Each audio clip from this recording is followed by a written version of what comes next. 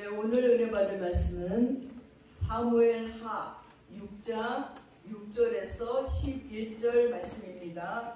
구약 471쪽입니다.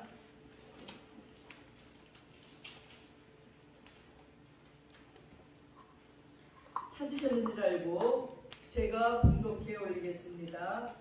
그들이 나본의 타작마당에 이르러서는 소들이 뛰므로 오사가 손을 들어 하나님의 궤를 붙들었더니 여호와 하나님이 오사가 잘못함으로 말미암아 진노하사 그를 그곳에서 치시니 그가 거기 하나님의 궤 곁에서 죽으니라. 여호와께서 오사를 치심으로 다윗이 분하여 그곳을 베레스 오사라 부르니 그 이름이 오늘까지 이르니라. 다윗이 그날에 여호와를 두려워하여 이르되 여호와의 궤가 어찌 내게로 오려 하고 다윗이 여호와의 궤를 옮겨 다윗성 자기에게로 메어가기를 즐겨하지 아니하고 가드 사람 오벳 에돔의 집으로 메어간지라. 여호와의 궤가 가드 사람 오벳 에돔의 집에 석 달을 있었는데 여호와께서 오벳 에돔과 그의 온 집에 복을 주시니라. 아멘. 예전에는 소가 짐을 싣고 운반하는 도구로 수레라는 것을 사용했어요. 그래서 어떤 사람이 수레를 끌고 언덕을 올라가고 있는데 한 초등학생이 소가 너무 힘들어 보이니까 그 수레를 뒤에서 밀어주다가 언덕을 다 올라가니까 수레를 끌고 갔던 아저씨에게 말했습니다. 아저씨, 수레를 왜 이렇게 힘들게 끌고 가셔야 합니까? 이 아저씨가 잠시 생각해보다 다 먹고 살려고 하는 일이지 하고 대답했어요. 그랬더니 이 아이가 다시 물어보는 거예요. 아저씨, 왜 먹고 살아야 하나요?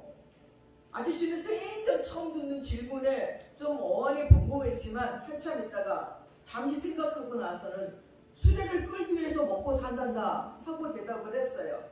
그랬더니 이 아이가 수레를 끌기 위해서 먹고 산다고요? 하고 생각에 잠겼습니다. 사랑하는 여러분, 사람이 왜 사는가? 먹고 살기 위해 사람이 산다는 참으로 슬픈 일이 아닐 수 없습니다. 또한 사람이 수레를 끌기 위해서 먹고 산다면 평생 물질의 노예로 산다는 뜻인데 그것만큼 비참한 일은 없을 것입니다. 성경에 사람이 제일 되는 목적은 오직 하나님을 영원롭게 하고 영원토록 그를 즐거워하는 것이라고 웨스트민스터 수요리 문답 1조에서 말하고 있습니다. 사랑하는 여러분, 사람의 제일 목적이 하나님을 영원롭게 하는 것인데 그리고 즐겁게 예배드리는 것이라고 하는데 우리는 그러하지 못하고 세상의 것들, 잡다한 것들로 말미암아 우리들의 마음과 영혼과 시간을 빼앗기는 것들이 얼마나 많이 있는지 모릅니다. 오늘 본문에 나오는 다윗은 참으로 현명하고 신실한 신앙인이었어요. 그래서 시돈의 세월을 거친 후에 하나님의 도우심으로 통일 왕국의 왕이 됐습니다. 그리고 그는 수도를 예루살렘으로 정하고 무엇보다 먼저 하나님을 섬기는 데 최고의 관심을 뒀어요. 그러다 보니 과거 엘리 제사장 때 블레셋에게 빼앗겼던 하나님의 법궤를 예루살렘으로 모셔와야 한다고 생각했어요. 근데 다윗의 여신과는 철저한 이송 준비와는 달리 법궤를 모시고 오는데 실패하고 맙니다. 6장 1절에 보니까 다윗이 이스라엘에서 뽑은 무리들 중에 3만 명을 다시 모아서 3만 명을 그리고 다윗이 일어나서 자기와 함께 있는 모든 사람과 더불어 바알레 유다로 가서 거기서 하나님의 궤를 내어오려고 하니까 그 궤는 그룹들 사이에 자정하신 만군의 여호와의 이름으로 불리는 것이 바로 그때는 그 여호와의 궤였습니다. 그들이 하나님의 궤를 새 수레에 싣고 산에 있는 아비나답의 집에서 나오는데 아비나답의 아들 우사와 아효가 그 새 수레를 몰았습니다. 근데 그들이 산에 있는 아비나답의 집에서 그 여호와의 궤를 싣고 나올 적에 야후는 그 앞에 서고 다윗과 이스라엘 온 족속은 잣나무로 만든 여러 가지 악기와 그리고 수금과 비파와 소고와 양금과 제금으로 요 앞에서 막 연주를 했어요. 그런데 나곤의 타작마다에 이르렀을 적에 소들이 막 뛰는 거예요. 소들이 뛰니까 그 수레에 실어 놓은 여호와의 개가 움직이고 떨어질 것 같으니까 우사가 손을 댔는데 아니 우사가 거기서 죽어버리고 말아요. 여러분 이 부분을 여러분은 어떻게 이해합니까? 아니 여호와의 그 거룩한 여호와의 괴가 떨어지는데 어떻게 가만히 둡니까? 그래서 그걸 떨어지지 못하게 수레에 손을 댔다가 우사는 막 그 자리에서 그냥 죽어버렸어요. 아이씨 너무나 불안한 것이죠.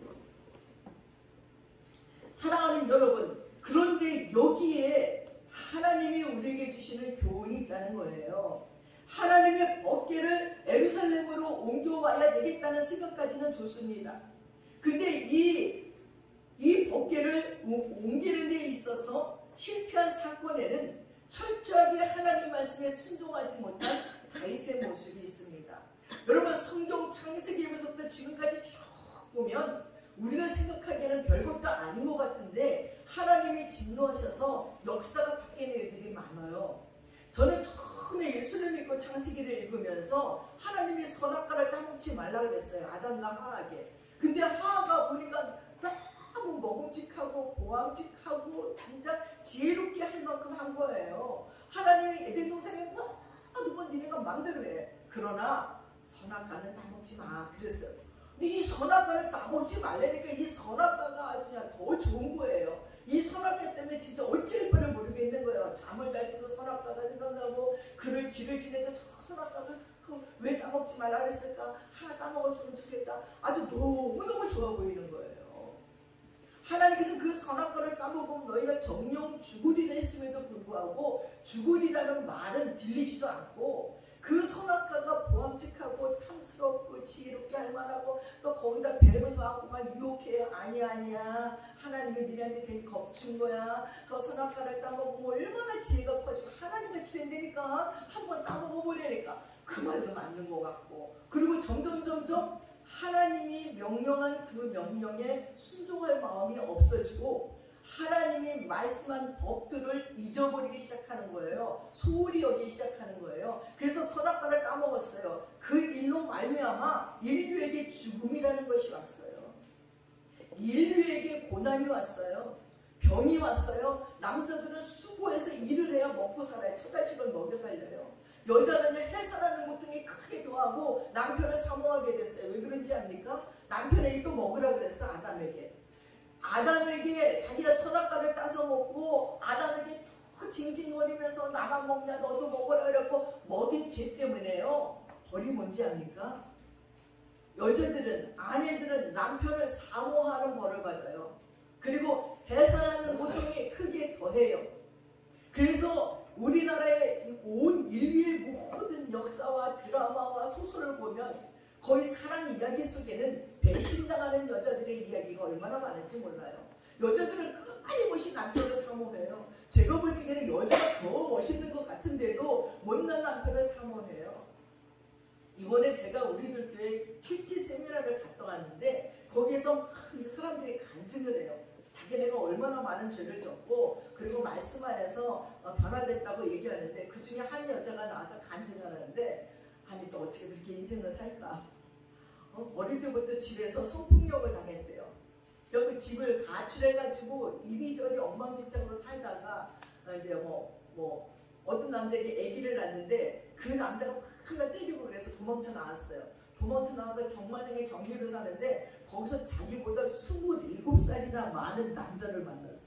근데 이 남자는 돈도 하나도 없고 알코올 중독자에다가 도박 중독자에다가 또 허구한 날 때려.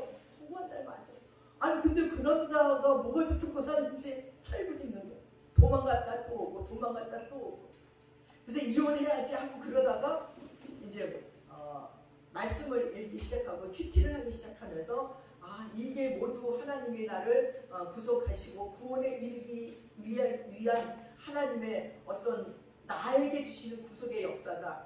구원의 은혜를 주시고자 한 거다. 이렇게 깨닫고는 이제 기도하면서 산다는 얘기를 들었습니다. 아니 27살보다 많은 건 할아버지고 돈도 없고 술주정꾼이고 알코올 중독자에다가 도박꾼에다가 아니 매 맞고 진짜 속으로 전 들으면서 정신이 있는 건가 없는 건가. 근데 많은 여성분들이 나와서 간증을 하는데 남편의 바람 때문에 자기 남편은 2집 살림을 하고 뭐 3집 살림을 하고 이혼했다 재혼했다 또 이혼했다 재혼했다 뭐 이쪽 집에 저쪽 집에 같이 살면서 날마다 칼부림으로 싸우다가 뭐 아니 이건 무슨 드라마보다 더한 이야기들을 들으면서 우리 하나님 참 머리 아프시겠다. 그러니 그런 집에서 태어난 아이들은 너무나 머리가 아프고 갈등이 있으니까 그 아이들 역시 학교 다닐 때부터 가출을 하고 가출한 아이들은 성폭력을 당하고 그러다 보니까 그들의 인생이 엉망진창으로 술집으로 가고 술 먹고 마약하고 뭐 담배 피고 아니 도대체 어떻게 저런 인생을 살까 하면서 들었습니다. 근데 이제 그 다음에는 또 괜찮은 부인들 가수 배인순도 왔더라고요. 동아그룹 사장 부인인 옛날에 펄시스터즈의 한 여자분이 와갖고는 또 얘기를 하는 거예요. 근데 모든 자들이 남편을 사모해요.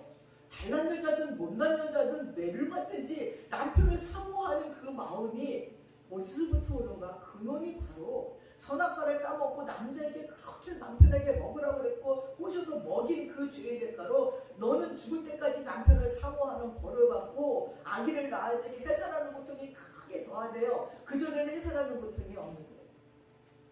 이렇게 우리는 하나님이 주신 규례와 법도와 명령을 어기므로 말미암아 인류의 고난은 계속 왔어요. 그리고 그것이 아담과 하와만 받는 징벌이 아니라 인류 전체가 지금까지 받는 징벌로 왔습니다. 그럼 그게 언제 없어집니까?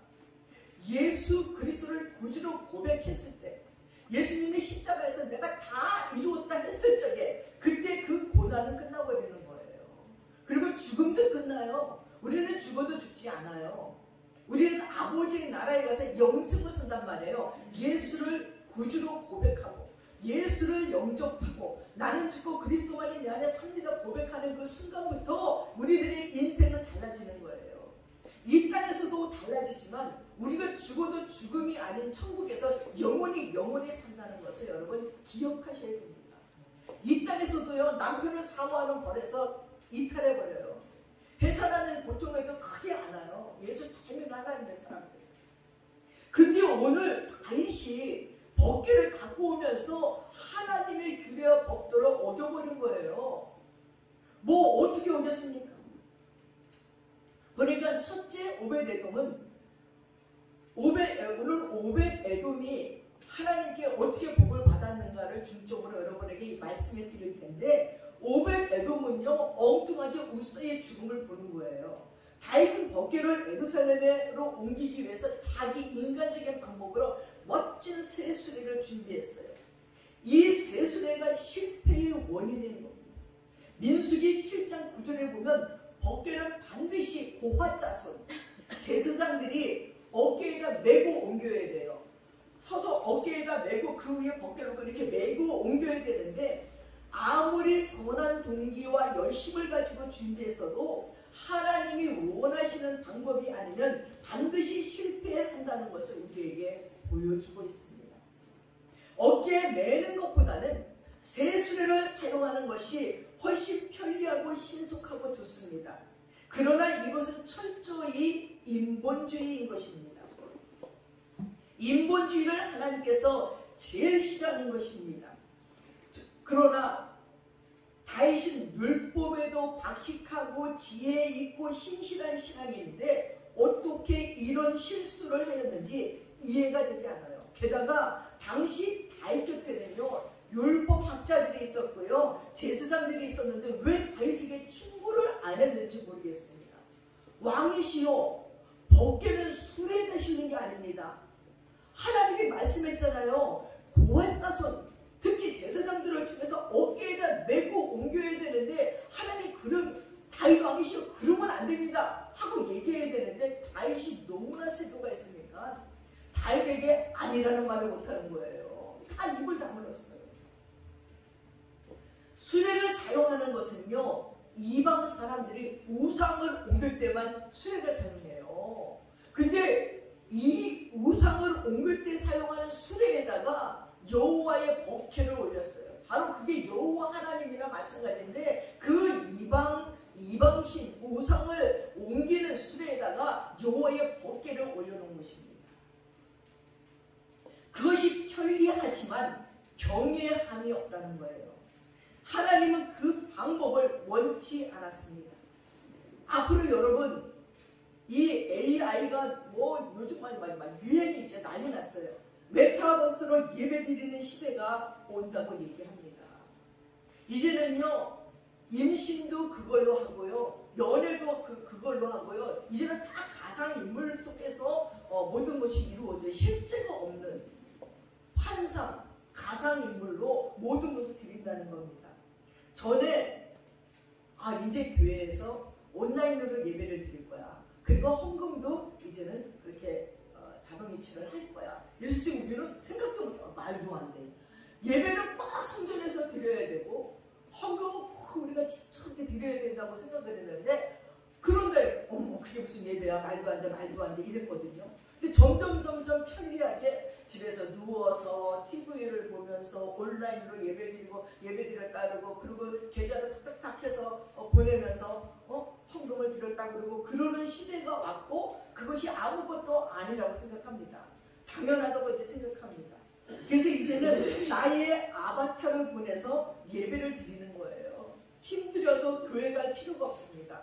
모든 것이 편리합니다. 그러나 그것은 주님께서 원하시는 하나님을 경외하는 예배가 아니에요.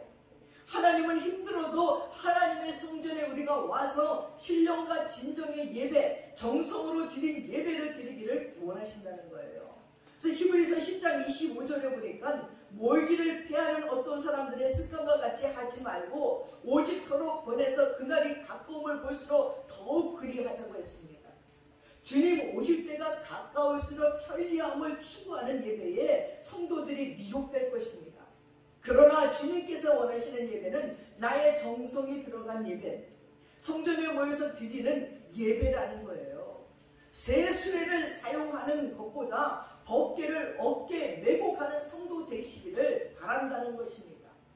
그리고 수레가 나그네 타장 마당에 이르렀더니 소들이 막 발작하는 거 막 날뛰는 거예요. 법궤가 떨어지려 하는 것을 보고 우사가 손을 들어서 여호와의 궤를 붙잡았습니다.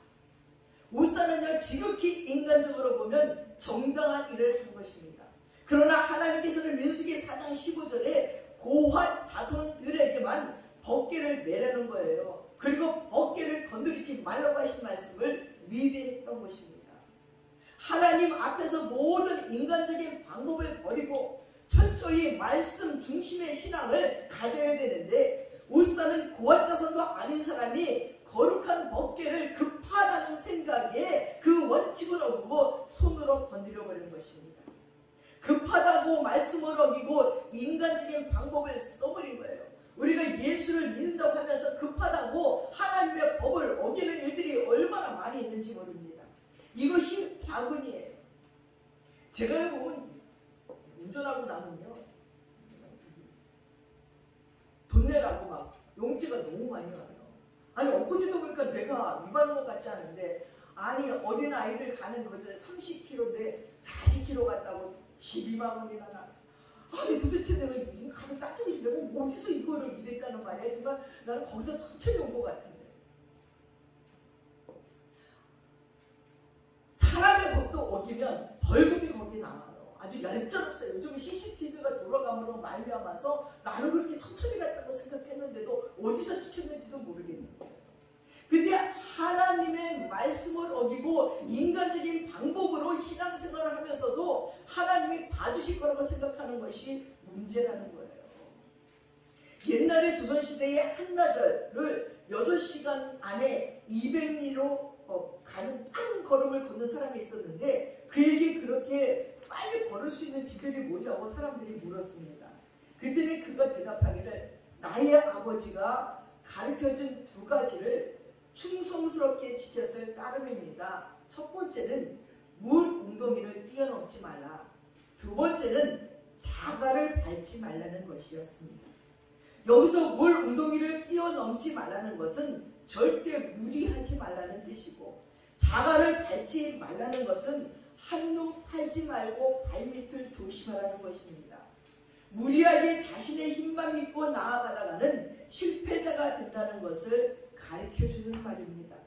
우사의 죽음을 통해서 인간적인 방법과 수단을 통해 편리하게 갈지라도 하나님의 뜻이 아닌 것은 결과가 비참해질 수 있다는 것입니다. 우사는 아무리 급해도 번개가 떨어져도 만지지 말았어야 됐어요. 하나님은 다 알고 계셔요. 다윗이 하나님이 원하는 방법이 아닌 방법으로 수레에다가 번개를 싣고 가기 때문에 엎어버리고 싶었던 거예요. 그래서 소들을 날뛰게 해서 번개를 엎으려고 그러는데 우사가 잡은 것입니다. 하나님이 행하시는 일들의 방해거리가 되어버리고 마는 것입니다. 번개가 부서져서 다시 회개하고 참여해야 되는 그 지경에 이르러야 되는데 우사가 인간적인 생각에 붙잡은 것이 화근이 돼서 우사는 거기서 비참하게 죽고 맙니다.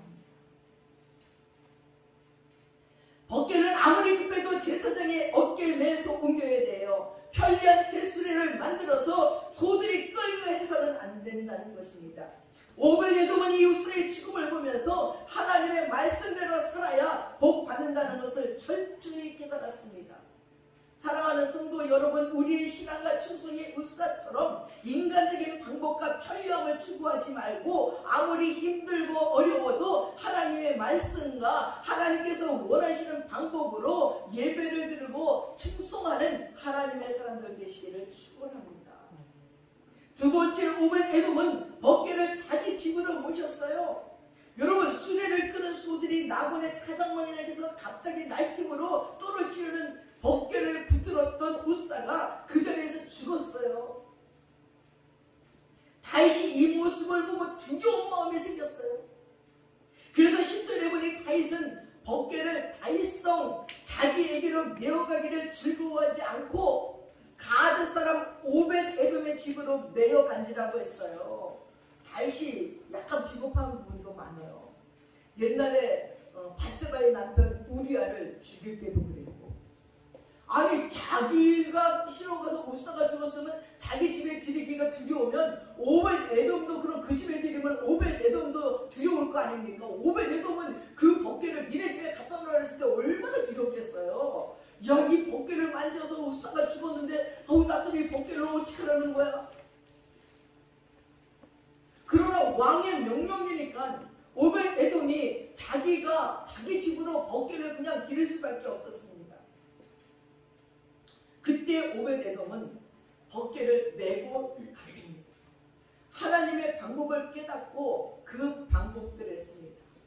율법에 기록된 번개 운송법을 깨달았다는 것입니다.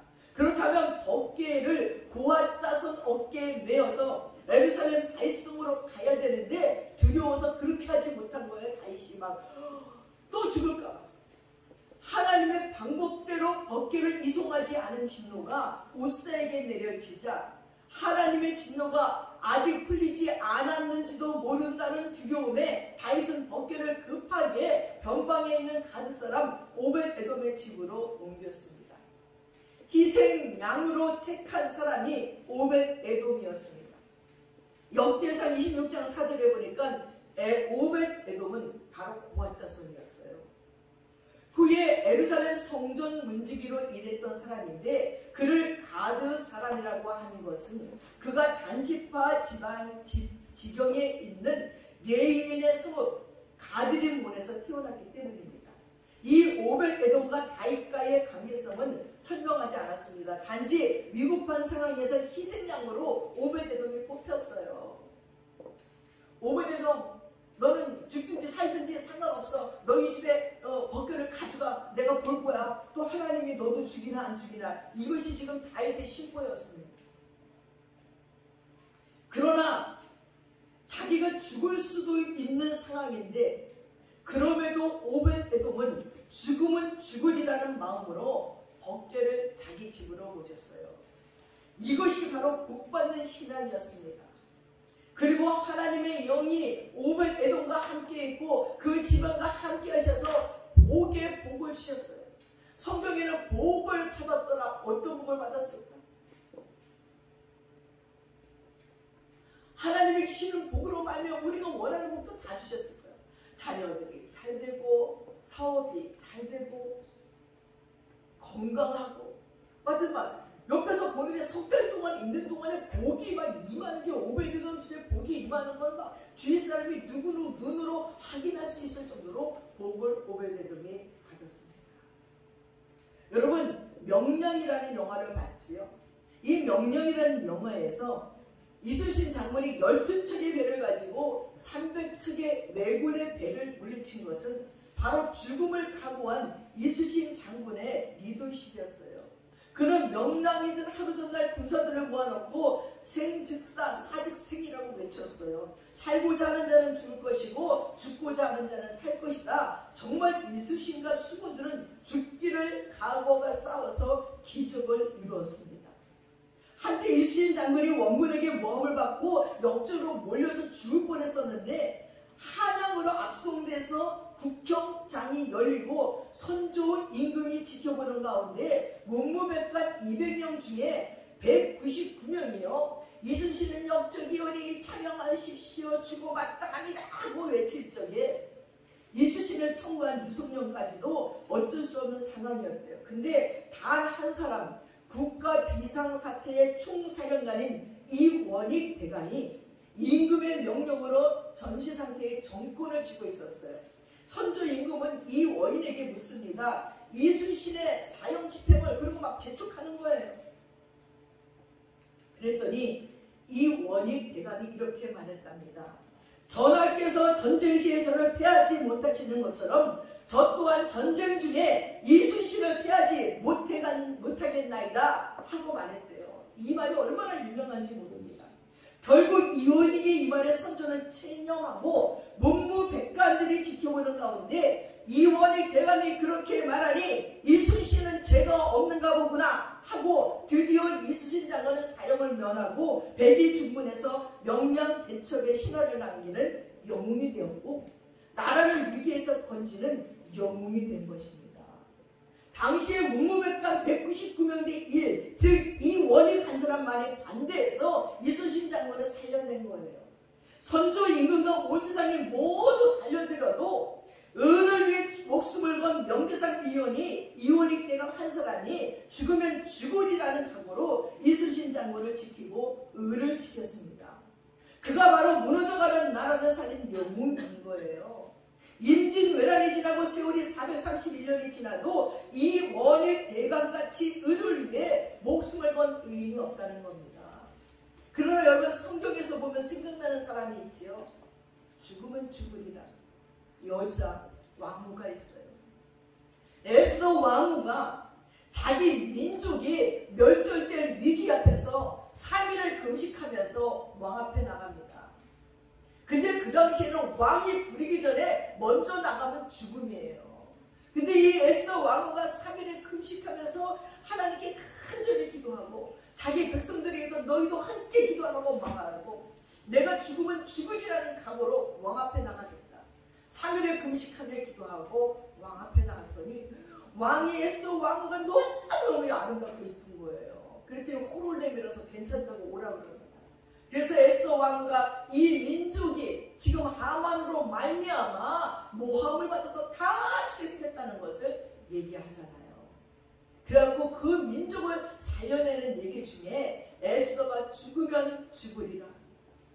내가 3일을 금식하고 왕 앞에 나아가서 이 민족의 어려움을 얘기하다가 부르지도 않았는데 왔다고 죽이면 나는 죽겠다는 각오로 에스더 왕후가 나가서 민족을 살려낸 얘기가 성경 안에도 있습니다. 사랑하는 여러분, 오늘 성경에 나오는 에돔의 신앙이 바로 이 이순신 장군처럼 이원익 대감처럼 그리고 에스더 왕후처럼 죽으면 죽으리라는 마음을 가지고 하나님의 법궤를 자기 집에 모신 순교자적인 신앙이었습니다. 하나님은 이런 사람을 그냥 두지 않았습니다. 하나님의 인재가 그 집에 가득 찼습니다. 하나님의 영이 가득해서 복을 안 받을 수가 없을 지경이 되었습니다. 에스더의 신앙이 사직생의 신앙이었고 다니엘과 사드렉과 메삭과 아벤느고의 신앙 또한 그랬습니다. 그리하시 아니시할지라도 우리를 풀물불에 집어넣는 이 상황에서 우리를 구해주지 아니하실지라도 우리는 하나님을 부인하지 못합니다. 우리는 하나님을 섬기는 것을 멈출 수 없습니다 하고 얘기했던 게 다니엘과 사드락과 메삭과 아벳느고였습니다. 하나님은 그들을 지키셨고 그들에게 복을 주셨고 지금까지도 그들의 이름은 우리 입에서 전해지고 있습니다.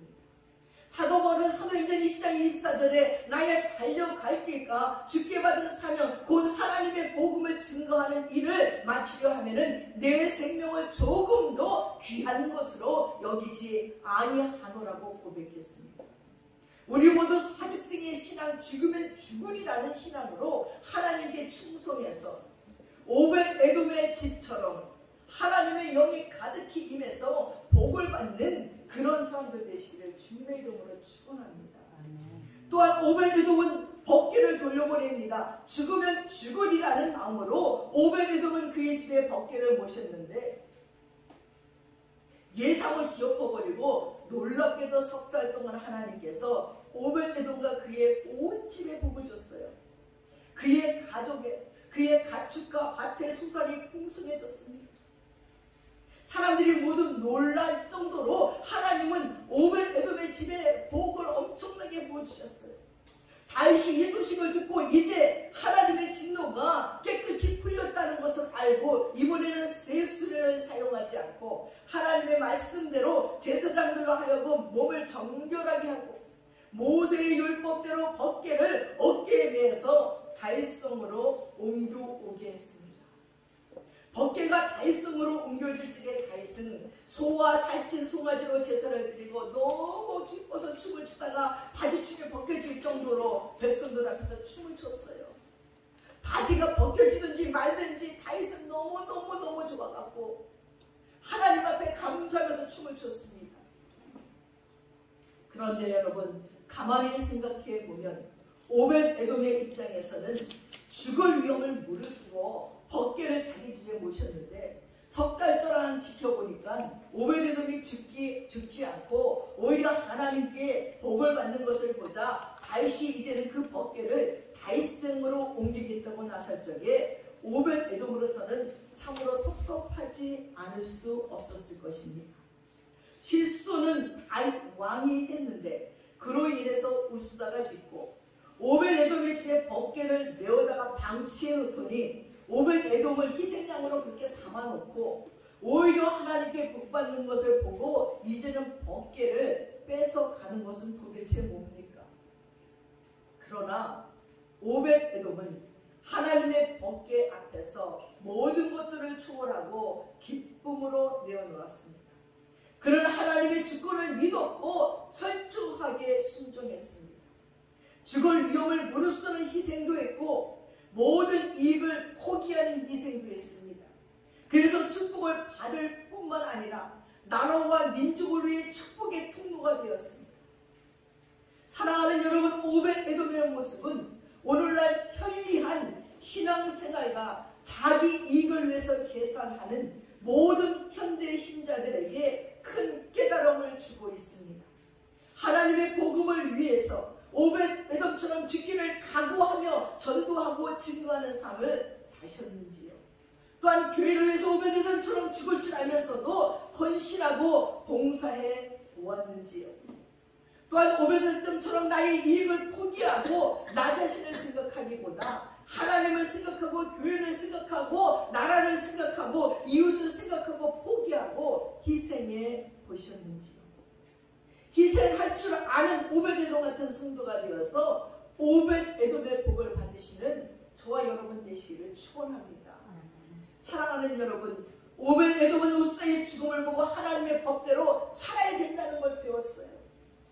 오벳에돔은 죽음을 무릅쓰고 법궤를 자기 집에 모셨습니다. 하나님의 뜻에 철저히 순종했습니다.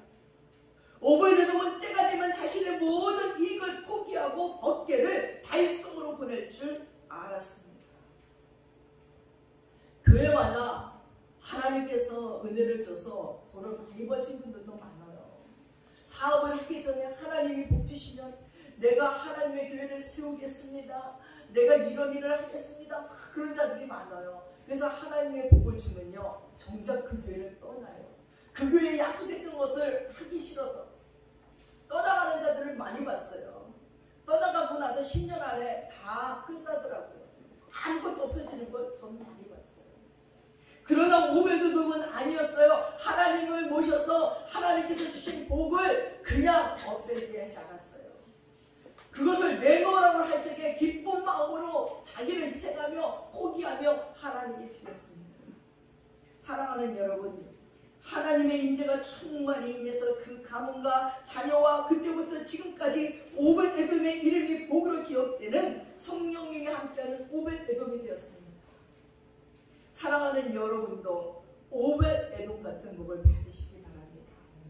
하나님이 명령하면 그것이 내 눈에 보기에 손해인 것 같고, 이것 때문에 나에게 저주가 올 것 같고, 이것 때문에 망할 것 같아도 하나님의 명령이면 아멘하고 받아들였을 적에 하나님이 복을 주십니다.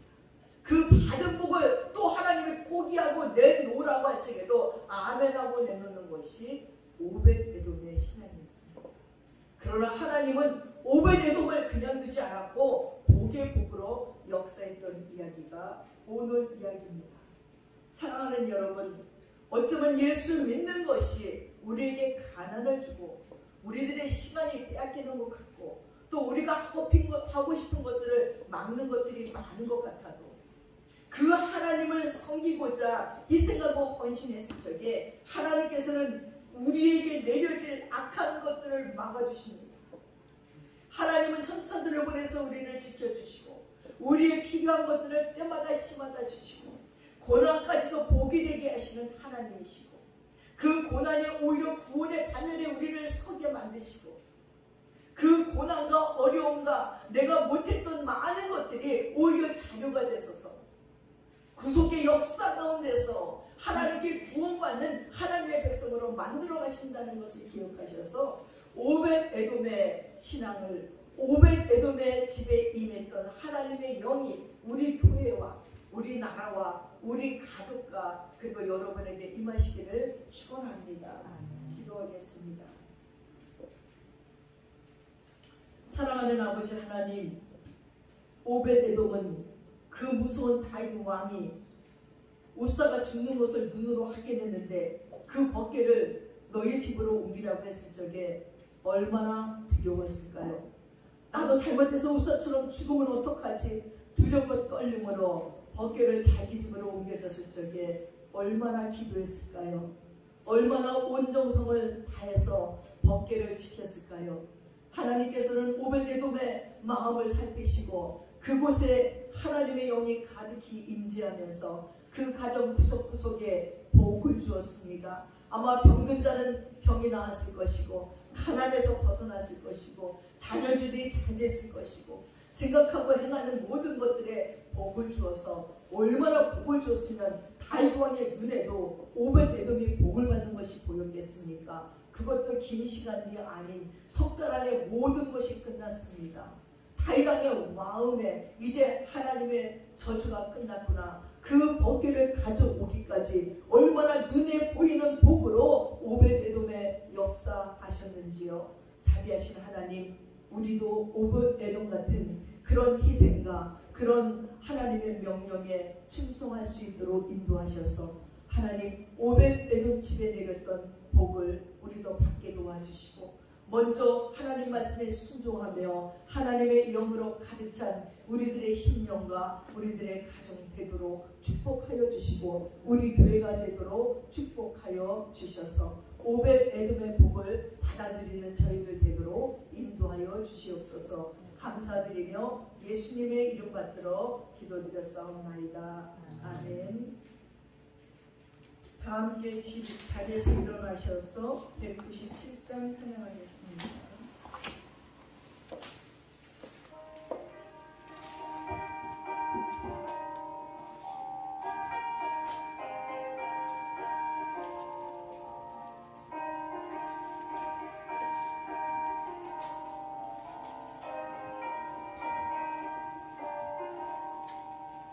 은혜가 풍성하나니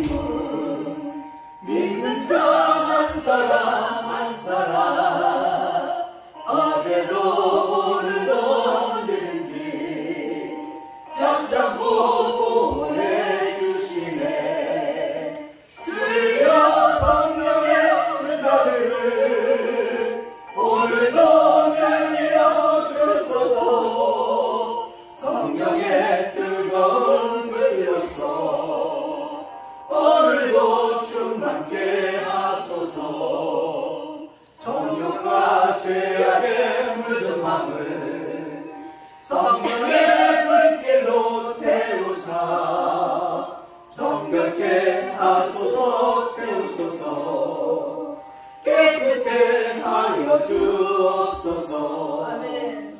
주여 성령의 은사를 오늘도 내려주소서. 성령의 뜨거운 불길로서 오늘도 충만케 하소서.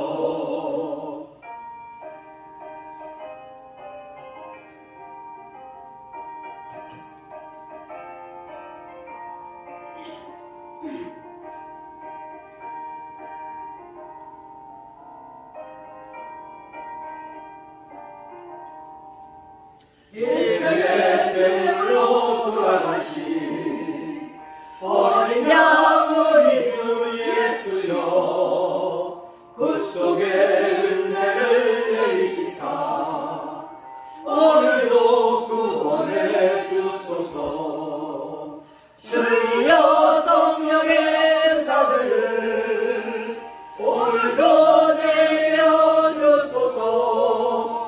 성령의 뜨거운 불길로서 오늘도 충만케 하소서. 주님의 깊으신 은혜만을 세상에 널리 전하리니 하늘의 능력과 권세로서 오늘도 입혀주옵소서.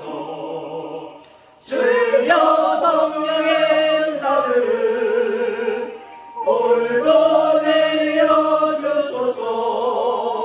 성령의 뜨거운 불길로서 오늘도 충만케 하소서.